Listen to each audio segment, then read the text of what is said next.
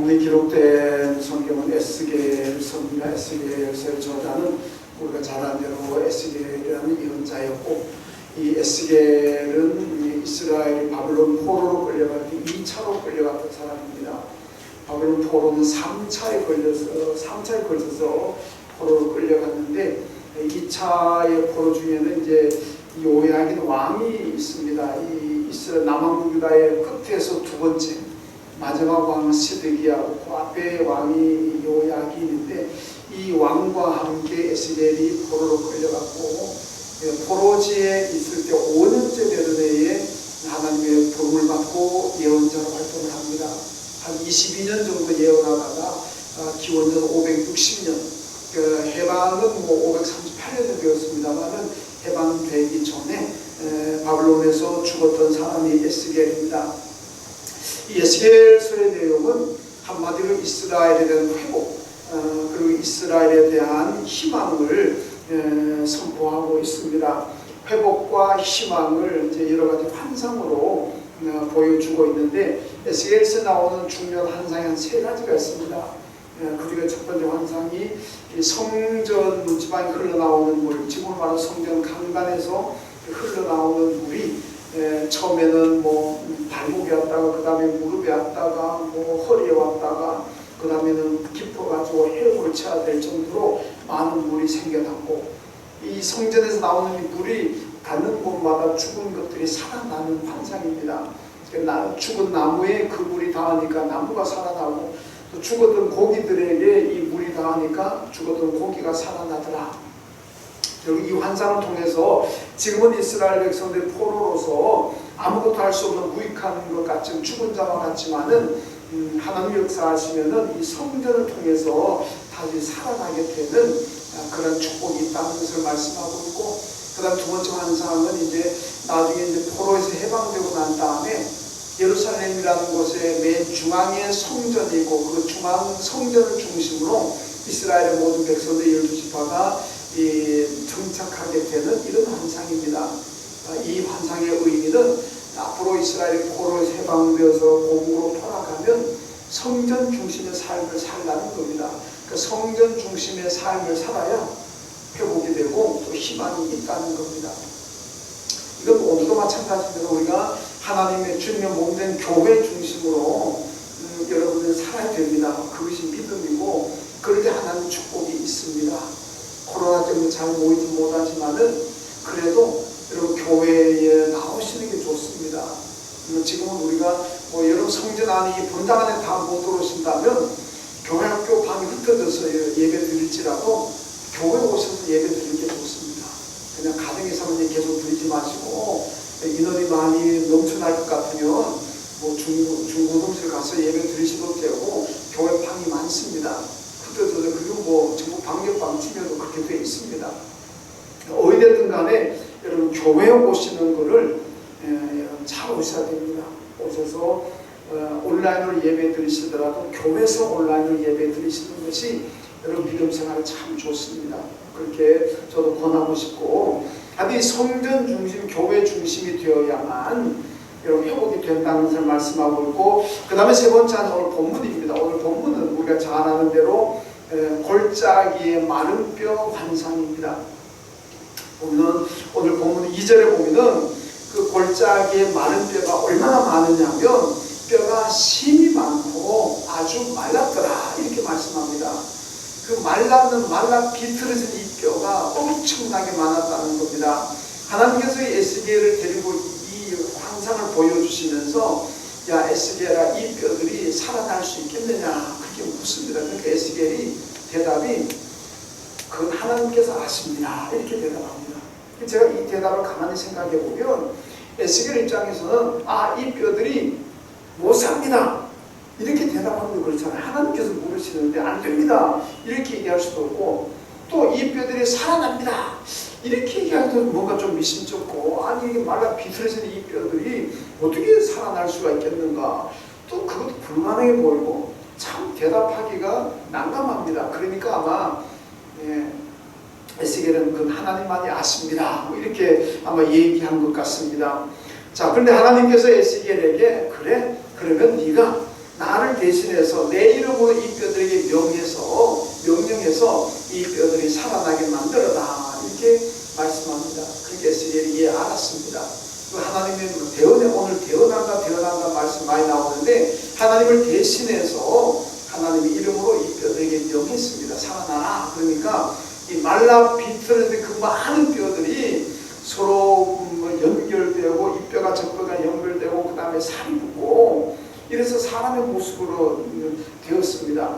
그때 아직 생기는 없었다 그러는데 하나님께서 또 에스겔을 통해서 대언하는데 생기를 또 불어넣으니까 이게 큰 군대가 되었는데 오늘 10절 말씀 보면 그들이 곧 살아나서 일어나 서는데 극히 큰 군대더라 이렇게 성경이 말씀하고 있습니다. 말라 비틀어져 있는 엄청나게 많은 뼈들이 에스겔이 하나님의 이름으로 명령하니까 이게 다 살아나가지고 군대가 되었는데 아주 큰 군대가 되었다 이렇게 오늘 본문이 말씀하고 있습니다. 자, 그렇다면 오늘 본문에서 말하는 이 뼈, 이 말라 비틀어져 있던 이 에스겔 골짜기 뼈, 이 뼈들은 도대체 무엇을 상징할까요? 오늘 11절 말씀 보면 이 뼈들은 이스라엘 온 족속이라 이렇게 말씀합니다. 그리고 이 뼈가 누구를 상징하느냐? 지금 바벨론에 포로로 끌려와서 생활하고 있는 이스라엘의 포로민들을 지금 가리키고 있다는 말씀입니다. 포로민들의 지금 모습이 어떠냐? 이 마른 뼈 같다는 거죠. 마른 뼈가 생명이 없고 그 말라 비틀린 뼈가 뭘 할 수가 있겠습니까? 아무것도 못합니다. 그런데 오늘 지금 이스라엘의 포로민들이 이 마른 뼈처럼 이런 신세가 되었다 그런 말씀이죠. 다 멸절당하고 소망도 없이 희망도 없이 살아가는 그런 정말 불쌍한 사람들이라는 말씀입니다. 여러분 이스라엘이 옛날에 어땠습니까? 이스라엘 전에 그 애굽에 있을 때 보면은 출애굽할 때 10가지 재앙을 통해서 애굽의 온 전역을 초토화시켜 버립니다. 그래서 이스라엘 그 애굽에서 종살이하고 노예 민족인 히브리 사람들이 믿는 하나님이 참신이라는 것을 이 10가지 재앙을 통해서 애굽 모든 사람들에게 보여주잖아요. 그러니까 나중에 보면 출애굽할 때 뭐 남자 장정만 60만이 나왔다 그러는데 전부 다 여자 아이를 포함한 200만은 된다고 봅니다. 그런데 이게 전부 다 유태인이 아닙니다. 민수기 보면은 그 안에 잡족이 포함되었다 그럽니다. 여러 히브리인들 말고 소수 민족들도 엄청나게 같이 나왔다는 겁니다. 그 잡족이 왜 따라 나왔겠습니까? 보니까 이스라엘의 그 출애굽하는 과정에서 10가지 재앙을 보니까 야, 이게 자기가 믿는 신은 이건 아무것도 아니고 이스라엘이 믿는 그 신, 그 하나님이 진짜 대단한 능력의 신이구나 이걸 알고 야, 이 사람들 따라가서 이들이 믿는 신을 내가 섬긴다면 내가 좀 잘 살게 되겠구나 그런 생각 가지고 잡족들이 많이 따라 나왔습니다. 그래서 그 10장을 통해서 하나님이 얼마나 위대하시고 능력 있는 분인가를 보여주었고 그 다음에 또 이제 여호수아서로 오게 되면은 그 여리고 정탐꾼 보내잖아요. 라합의 집에 들어가는데 이 라합이 그 여리고 성의 전체 분위기 가나안 땅 사람들 전체 분위기를 이 사람들이 전합니다. 어떻게 전하느냐 하면 이스라엘 사람들이 애굽에서 나와서 광야 40년 지나고 이제 가나안 땅 들어오는데 이 가나안의 모든 사람들이 이스라엘 보면서 간담이 녹았다 그럽니다. 정신이 혼미해졌다, 정신을 잃었다고 했습니다. 너무나 두렵고 무서워가지고 저들이 믿는 신이 얼마나 대단한 신인지 그 신의 이름으로 지금 가나안 땅에 들어오는 이스라엘 백성들을 생각만 해도 가나안 사람들이 정신을 잃어버릴 정도로 정신이 혼미할 정도로 두렵고 무서워 떨고 있다 이런 얘기를 하고 있습니다. 역대하 1장 15절 말씀 보면 이 다윗 솔로몬 시대 이스라엘이 얼마나 부강했느냐. 은금이 돌과 같이 많았고 백향목이 평지에 뽕나무같이 흔했다 이렇게 얘기합니다. 은금이 귀하다는 건 우리가 뭐 잘 아는 거고 백향목은 그 당시에 건축 자재로서 최고의 건축 자재입니다. 최고로 비싼 나무입니다. 이 최고로 비싼 건축이 백향목이 평지에 있는 뽕나무들처럼 흔했다. 이건 뭡니까? 국력이 그만큼 강했다는 얘기고 나라가 그만큼 경제적으로 부강했다는 뜻입니다. 이랬던 이스라엘이 과거에 이렇게 큰 부귀 영화를 누렸던 이스라엘이 지금은 어떻습니까? 골짜기에 마른 뼈, 마가 비틀어져가지고 아무것도 없는 죽었던 이 마른 뼈와 같다. 이렇게 오늘 본문이 말씀하고 있습니다. 여러분, 사람들이 살아가다가 큰 실패를 당하고 큰 고난을 당하면 안타까운 마음에 사는 얘기가 뭡니까? 어쩌다가 이 지경이 되었나? 이 얘기잖아요. 전에 당신은 그렇게 잘 나가고 전에 당신이 그렇게 잘 살았는데 어쩌다가 이 지경이 되었느냐? 안타까워서 하는 말이잖아요. 지금 이스라엘이 지금 하고 싶은 말이 바로 그 얘기입니다. 어쩌다가 과거에는 그렇게 엄청난 부귀와 영화를 누리던 민족인데 하나님이 그들과 함께 하셔가지고 정말 기적의 연속을 일으켰던 민족인데 어쩌다가 이 지경이 되었냐는 거죠.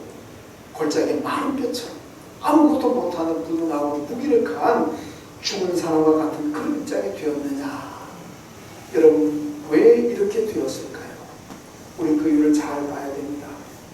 먼저요, 기도하지 않았습니다. 기도하지 않았기 때문에 그래요.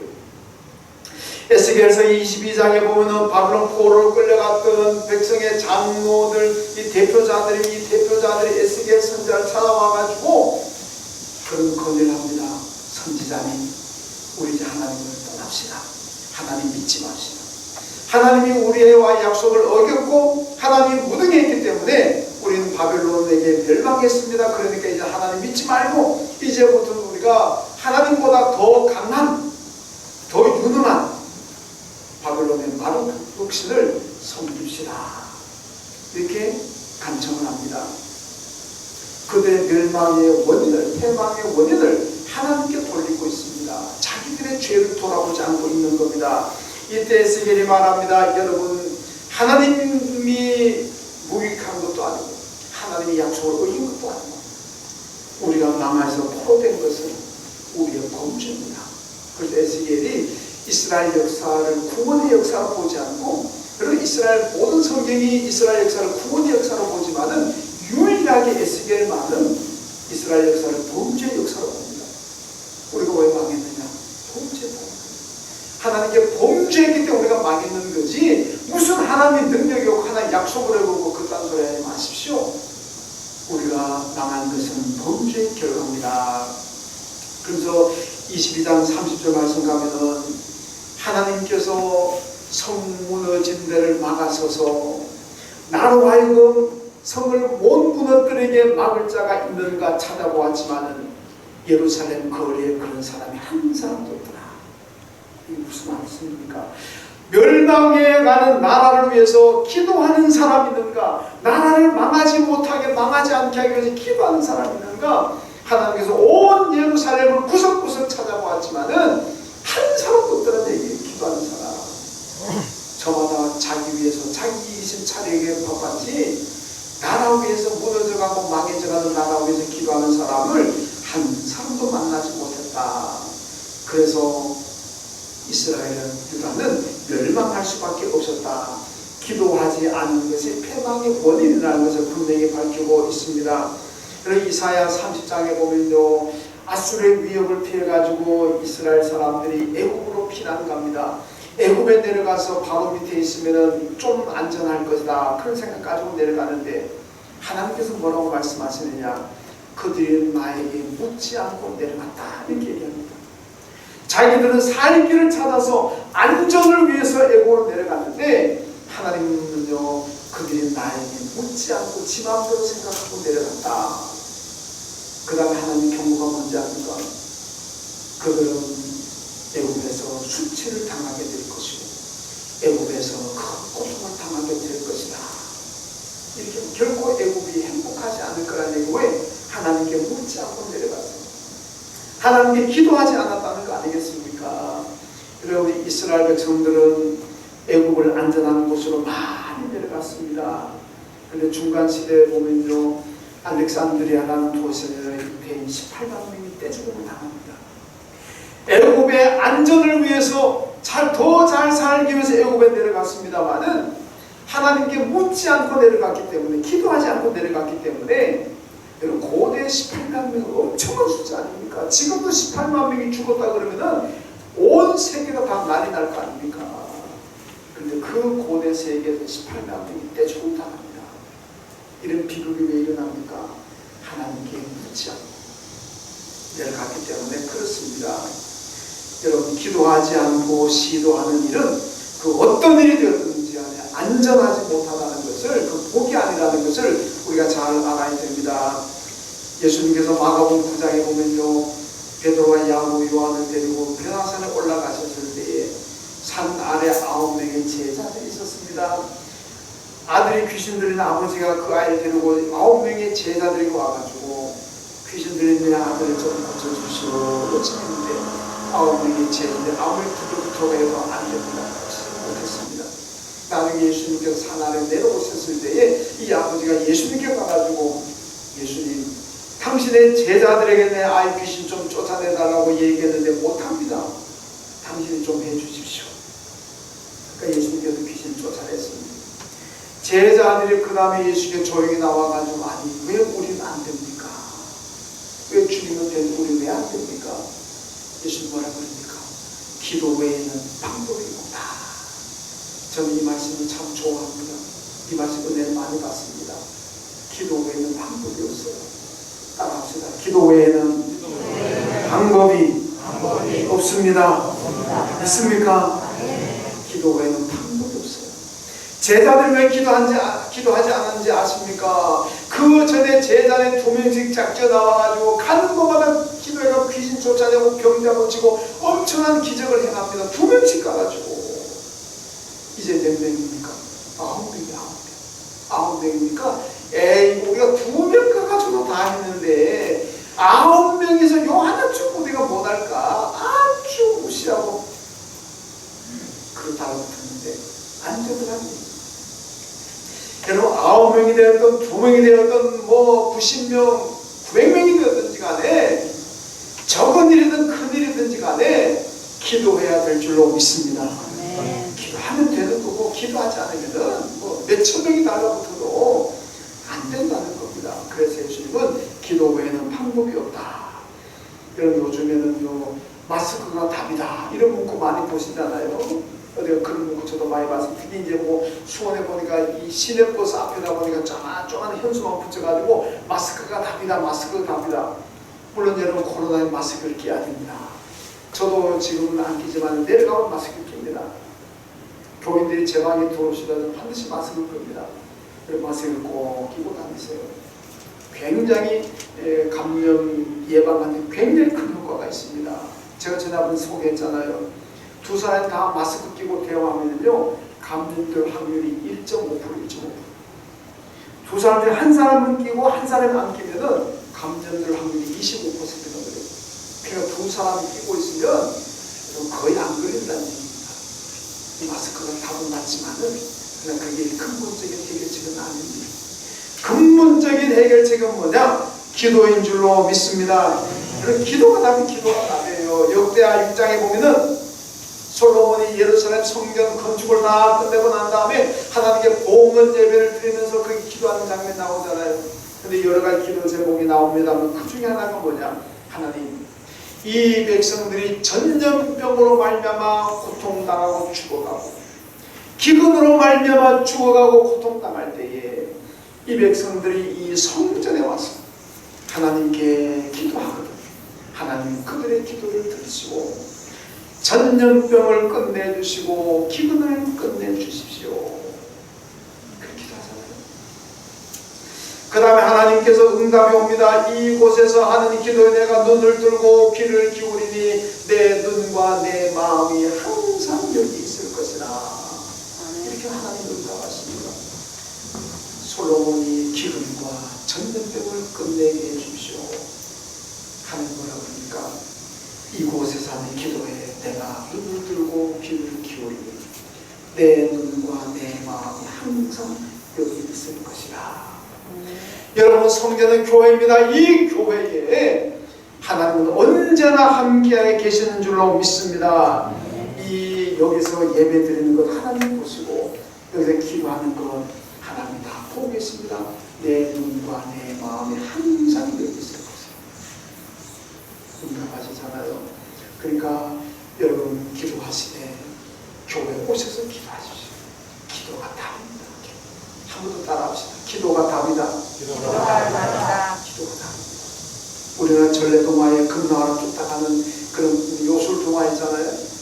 이 요술방망이가 금 나와라 그래 뚝딱하니까 금이 나오고, 밥 나와라 뚝딱하니까 밥이 나오고, 돈 나와라 뚝딱하니까 돈 나오고, 뭐 이런 동화 아니겠습니까?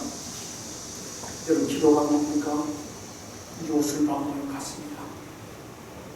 기도가 병 나와라 뚝딱하면 병 나옵니다. 뭐 돈 나와라 뚝딱하면 돈 나올 거, 별로 안 믿으시는 거예요. 여러분 그만큼 우리가 기도하는 데 하나님께서 응답하신다는 얘기입니다. 기도는 요술을 방망이, 전래동화 요술을 방망이 같아가지고 우리가 기도하는 대로 하나님께서 응답해 주시는 줄로 믿습니다. 물론 하나님의 응답하시는 것은 우리에게 안전을 구성합니다. 그건 내가 요구한다고 다 주시는 게 아니고, 그 받아가지고 내가 타락하고 범죄할 것 같으면 안 주십니다. 바꾸어 주시든지 안 주시든지 그대로 주시든지. 하나님의 응답이라는 건요, 내가 기도하는 대로 응답하는 수도 있고, 내가 기도하는 것은 하나님 보실 때 이건 아니다 바꾸어 주시는 경우도 있고, 또 기도했는데 안 주실 수도 있습니다. 그것도 응답이 그것도 응답. 왜? 주면은 내가 타락할 것 같으니까, 사고 날 것 같으니까 안 주십니다. 언제나 우리를 안전하게 하십니다. 여러분 그리스 신화에 보면은 이런 얘기가 신화가 있습니다. 이 술의 신으로 나온 디오니소스가 어느 날 미다스라는 왕인데, 이 미다스 왕을 찾아가서 야, 네 소원이 뭐냐 말해봐라. 소원을 말해봐. 얘기잖아요. 그런 노래도 있습니다만 들어줄게. 그러니까 미다스 왕이 참서다 그래가지고, 내가 이 손으로 만지는 것은 무엇이든지 황금으로 되게 해주시오. 이렇게 올렸습니다. 그러니까 디오니소스가 그래? 앞으로 이 손을 만지면 전부 황금이 될 거다. 그래가지고 뭐 만지니까 그냥 막 책을 만지니까 황금이 되고, 숟가락 만지니까 황금이 되고, 뭐 화분을 만지니까 황금 화분이 되고, 뭐 책상을 만지니까 황금이 되고, 얼마나 신납니까? 저는 너무너무 신나잖아요. 전부 황금 되니까. 벽을 만지니까 콘크리트 벽이 좀 황금벽으로 변화되고. 그런데 과일을 먹으려고 딱 잡았더니 과일이 황금이 되버립니다. 닭다리 뜯으려고 닭다리 잡았더니 황금이 되버립니다. 오늘 자기 딸 공주 와서 아파! 그럼 안기는데 덥석 잡았더니 이 딸은 황금이 되버립니다. 야, 그래가지고 이 미다스 왕이 이건 아니다. 그래가 디오니소스 만나가지고 신이시고 옛날로 돌아가고 싶습니다. 황금 안 돼도 좋고 황금 안 생겨도 좋으니까 옛날로 돌아가게 해달라고. 그래 사정사정에 옛날로 돌아갔다는 얘기입니다. 뭐든 내가 원하는 대로 되면 안 될 수가 있어요. 불행할 수가 있는 거예요. 근데 하나님은 어떻게 응답하시느냐? 손잡았다고 다 황금 안 만듭니다. 이런 거는 황금으로 만들어 주실지라도 딸 잡았는데 딸이 황금으로 변화되게 안 되게 해주십니다. 부부간에 손잡았다고 해서 부부가 황금 안 되게 해주십니다. 하나님의 응답은 우리에게 안전을 담보한 응답이라는, 우리 안전을 해치는 것 같으면은 하나님이 그 응답 안 해주신다는 말씀입니다. 그래서 하나님의 축복은 후회가 없도록 안전하게 해주십니다. 이 미다스 왕은 후회하잖아요. 그 하나님의 응답은 후회가 없습니다. 하나님 다 알아서 해주시기 때문에. 아무리 기도해도 필요한 것은 하나님께서 주시고 불필요한 것은 하나님이 안 주십니다. 그러니까 안전하다는 얘기잖아요. 여러분 기도자의 특징은 뭡니까? 기도하는 분들은 지나고 나면 다 하나님이 되고 하나님 축복이라는 것을 알게 됩니다. 기도하지 않으면 지나고 나도 후회, 지나고 나도 탄식이 돼요. 여러분 교인들 만나서 얘기하다 보면 그래요. 목사님 제가 그 일 당했을 때 너무너무 힘들었습니다. 어려웠습니다. 내가 그렇게 기도 많이 했는데 하나님께서 왜 이렇게 만드는지 하나님이 이해할 수가 없었습니다. 하나님께 불평과 원망도 했습니다. 그런데 지나고 보니까 다 하나님 은혜로 축복입니다. 이거 뭡니까? 기도하는 분입니다. 기도하지 않으면 지나고 나서도 품에도 탄식입니다. 그래서 우리는 늘 기도해야 됩니다. 기도하면 비록 지금은 어렵고 힘들지라도 지나고 나면은 하나님 그래서 이렇게 하셨구나.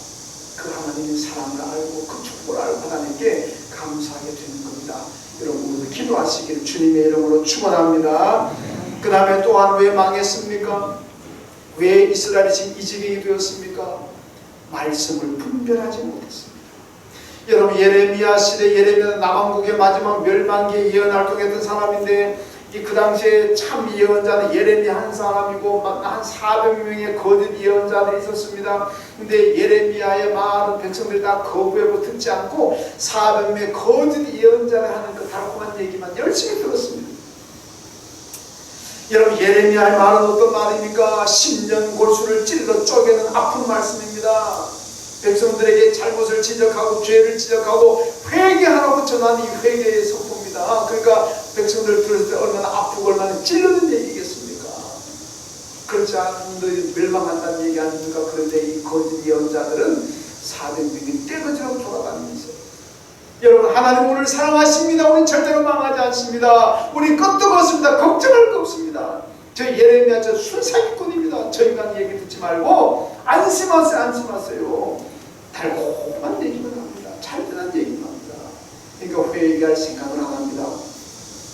그러다 결국은 나라가 망해버리잖아요. 이런 북왕국도 마찬가지입니다.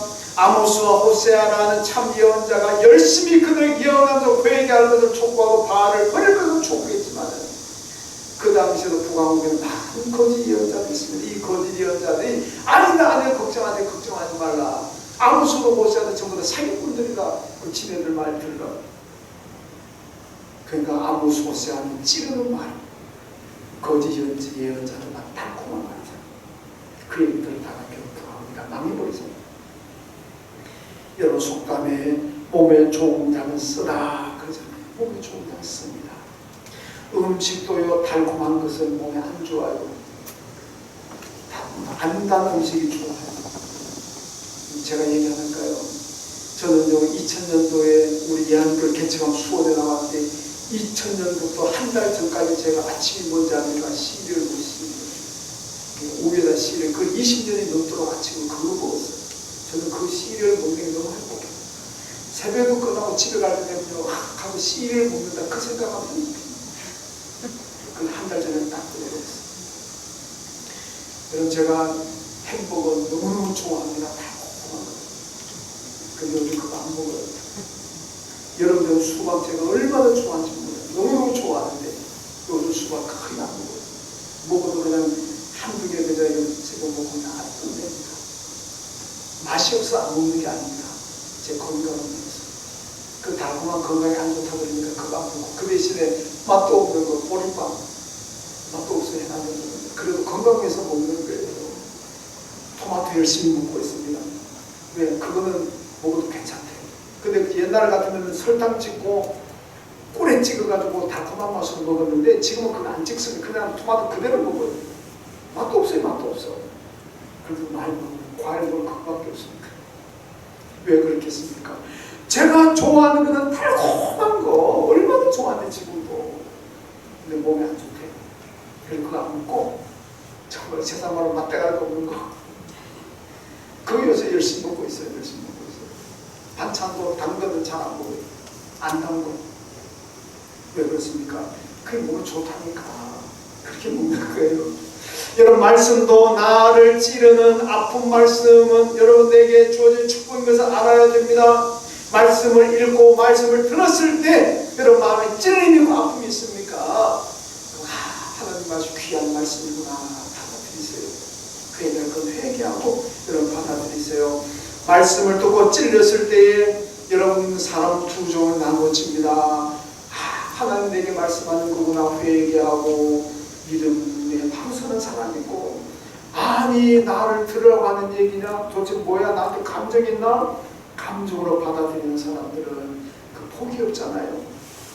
여러분 말씀을 듣고 읽었을 때 내게 찔림이 있다면 그건 하나님이 주시는 은혜고 축복입니다. 그럼 아멘하고 다 수용하시고 그 말씀을 지키십시오. 여러분 세례 요한이 독사의 자식들이라 그러잖아요. 자기를 앞으로는 사람들. 여러분 제가 가끔 얘기하지만요, 그 이스라엘 사람들에게 독사가 들어가는 얘기는 제일 치욕적인 얘기입니다. 우리나라 여기 개가 들어가면 제일 치욕적인 얘기인 것처럼 유대인들에게는 독사 들어가면 정말 모멸감을 느끼는 죄입니다. 왜? 그 뱀 때문에 아담하고 범죄했잖아요. 원수가. 근데 이 독사의 자식들아 그러잖아요. 그래도 세례가 때려 죽이라고 달려드는 사람 없었잖아요. 받아들였다는 얘기 아닙니까? 여러분 여호수아의 마지막 고별 설교도 있고 에스라가 수문학 광장의 백성을 모아놓고 설교한 내용, 그 설교한 뭡니까? 전부 찔러 쪼개는 말씀입니다. 백성들이 잘한다는 얘기가 아닙니다. 여러분들이 지금 우상을 섬기고 범죄했기 때문에 하나님께 지금 벌받고 있는 겁니다. 회개하라고. 내 심령 골수를 찔러 쪼개는 같은 아픈 말씀이잖아요. 그런데 백성들이 아멘 하고 들었습니다. 자기들 욕하고 있는데도 불구하고 아멘 하고 들어요. 그리고 막 무릎을 꿇고 그러잖아요. 그리고 어떻게 됩니까? 회복되고 축복이 있잖아요. 그래서 말씀을 잘 분별해야 됩니다.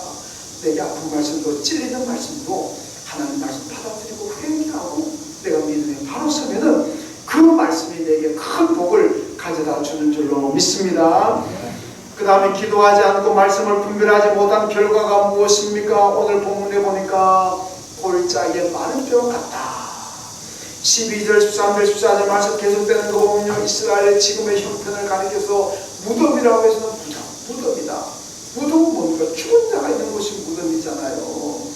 지금 이스라엘의 형편이 무덤에 있는 죽은 자와 같다.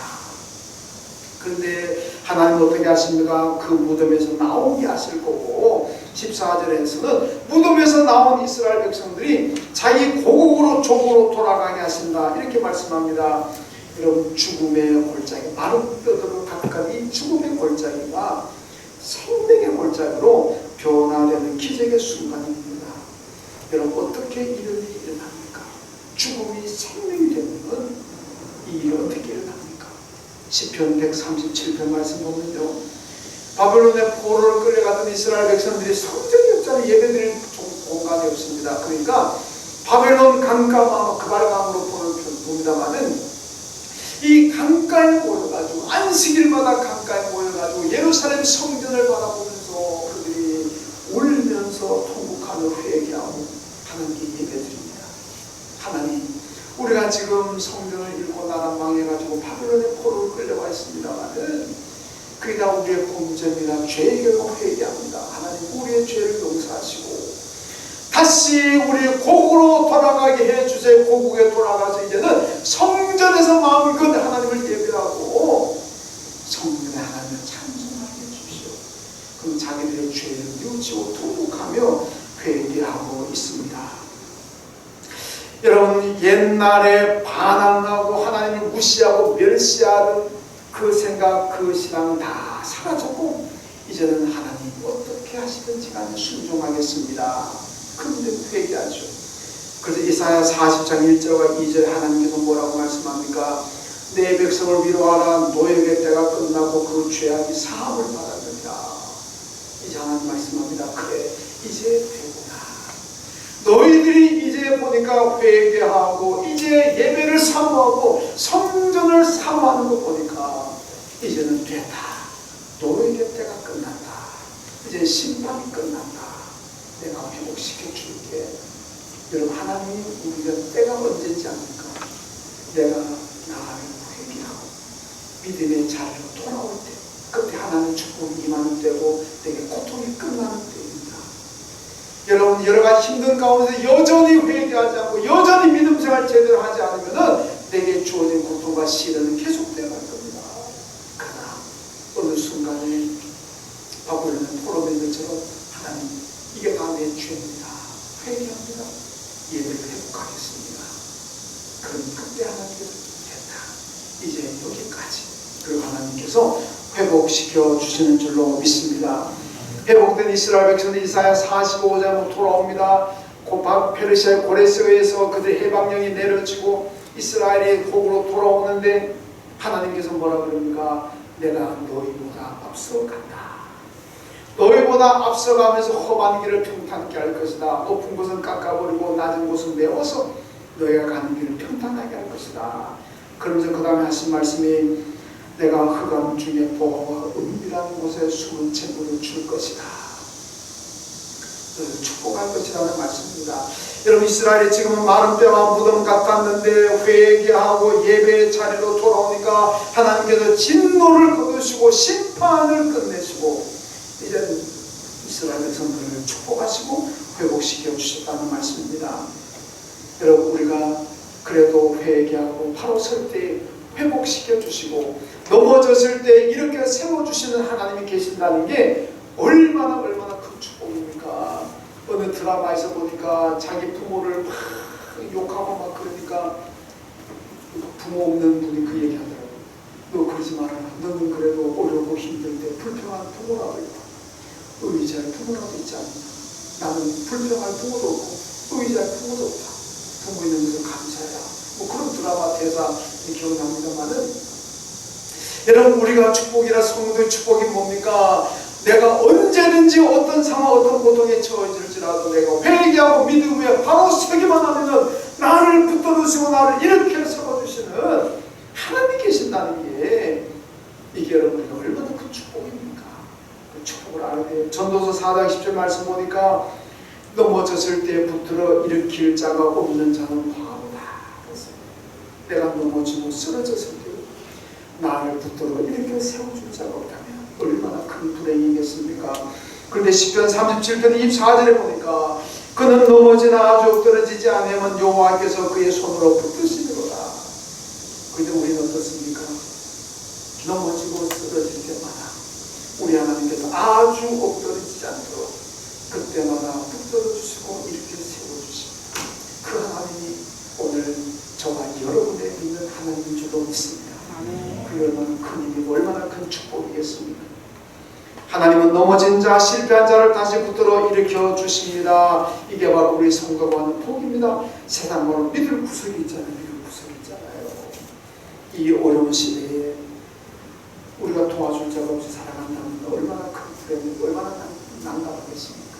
그러나 언제든지 당자처럼 아버지께로 돌아오기만 하면 내가 어떻게 살아왔든지 간에 나를 반갑게 맞아주시고 사랑으로 맞아주시고 내 삶을 회복시켜주시는 하나님이 계신다는 것이 우리의 큰 복입니다. 여러분, 이스라엘이 회개와 예배의 자리로 돌아올 때 죽음의 골짜기가 생명의 골짜기로 변화된 것처럼 우리가 예배의 자리, 회개의 자리로 돌아오면 됩니다. 우리 성도들도 살아가다 보면 때때로 쓰리고 아플 때가 있습니다. 오늘 보면 마른 뼈들처럼 아무것도 할 수 없다고 무기력증이 빠질 때도 있고 내 힘으로는 안 되는구나 한계에 부닥칠 때도 있습니다. 낙심하고 절망하고 탄식이 내 입에서 나올 때도 있습니다. 여러분, 그럴 때도 어떤 상황에 처하든지 여러분 믿음의 자리를 지키시고 그리고 회개의 자리를 지키십시오. 믿음의 자리를 지키고 회개의 자리를 지킨다면 여러분 죽음이 생명으로 바뀝니다. 절망이 소망으로 바뀝니다. 마른 뼈가 큰 군대로 바뀝니다. 여러분, 우리가 어려울 때일수록 예배의 자리를 굳게 지키시고 죄를 깨달을 때마다 회개의 자리를 굳게 지키셔서 오늘 에스겔 골짜기 마른 뼈가 생명으로, 죽음이 생명으로 변하는 이 기적의 역사가 여러분들 삶에도 늘 있어지고 주님의 이름으로 축원합니다. 하나님 감사합니다. 오늘 골짜기 마른 뼈가 하나님의 말씀으로 태어났을 때에 큰 군대가 되었고 죽음이 생명으로 바뀐 것을 봅니다. 우리 지금 어려운 시대에 살아가고 있습니다. 코로나 때는 불안하고 힘들고 모든 것이 불편합니다. 이 어려울 때에서 우리 모두가 예배의 자리를 굳게 지키게 하시고 이 어려울 때에서 나를 돌아오면서 회개함으로 말미암아 하나님과의 관계가 잘 회복되게 하여 주옵소서. 그래서 우리의 삶에도 죽음이 생명으로 바뀌고 소음, 절망이 소망으로 바뀌고 탄식이 기쁨으로 바뀌게 되는 그러한 삶을 우리 모두가 살게 하여 주옵소서. 예수님의 이름으로 기도하옵나이다. 아멘.